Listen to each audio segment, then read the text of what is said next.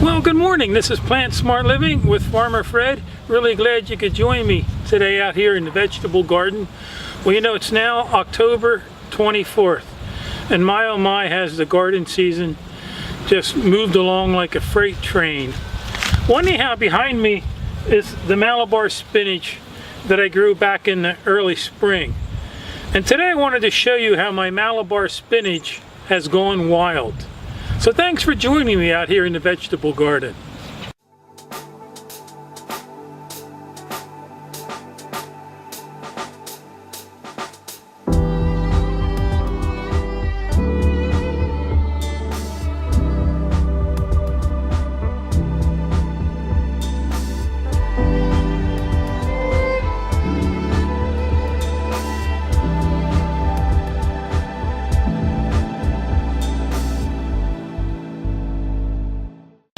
And so we've had a few light frosts here already here in Pennsylvania, zone 6. But nevertheless, this still continues to grow. And you know, I ended up buying a pack of seeds from Ace Hardware locally nearby. I always like looking through their seed selections every year. And I saw Malibar spinach there. You know, it's a climbing spinach. It's an ornamental and edible vine. And so it was the first time I really grew that here this year. But I have to say it's been a great plant to have in the garden. You know, my wife and I have used that in our sauces, in our soups. When I made a spaghetti sauce that I canned and froze, I ended up adding a lot of these leaves just to add some more nutrients in the sauce. But anyhow, I also grew this up like a 2-foot wide by 8-foot high trellis, which now that I look at it wasn't large enough. And so next year when I plant this in the garden, I need to provide a larger trellis for this. You know, gardening is, I always say, a huge learning curve full of trials and errors, you know. And so next year, like I said, I'm definitely going to be growing this on a wider and larger and higher trellis. I ended up growing this in my composted leaf mulch, amended with topsoil.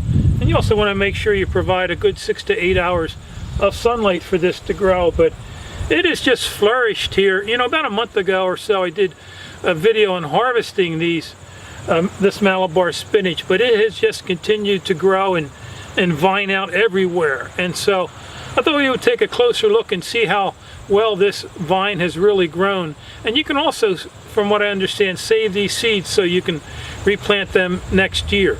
So let's take a closer look at this Malibar spinach vine. Well, you can see I actually had it growing up my sun gold cherry tomato plant there too.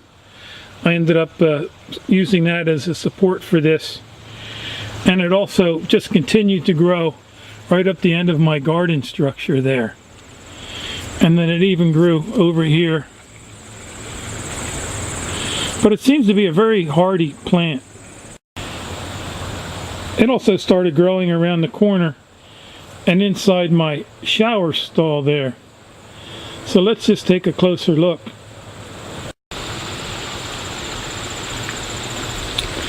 So let's open the door and we'll take a look and see how it's really taken over inside here.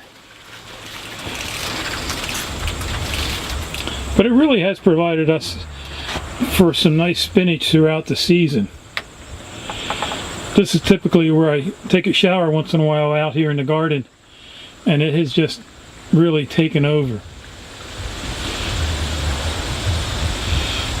But let me encourage you to think about growing this in your garden because it really has done very well.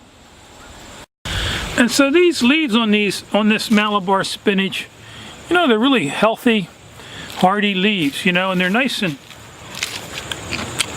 chewy, you know, they're very moist leaves. Generally my wife and I will sometimes during the summer we'll take a pile of the leaves and we'll make a roll out of them, and then I'll take a sun gold cherry tomato and take a bite of my Malibar spinach leaves and eat a cherry tomato with it. And so it's a good combination and something that's very healthy for us. Well, anyhow, I wanted to thank you for joining me today out here in the garden so I could show you how my Malibar spinach has gone wild. And I'm really looking forward to finding a place next year that I could plant this in the garden and have another vine, because again, it's something that was easy to care for and a very healthy and hardy plant for your garden. So anyhow, I just want to thank you for joining me today out here in the vegetable garden, and I hope you have a wonderful day. And also, if you have any questions or comments, feel free to leave them in the section below. So until next time, this is Plant Smart Living with Farmer Fred.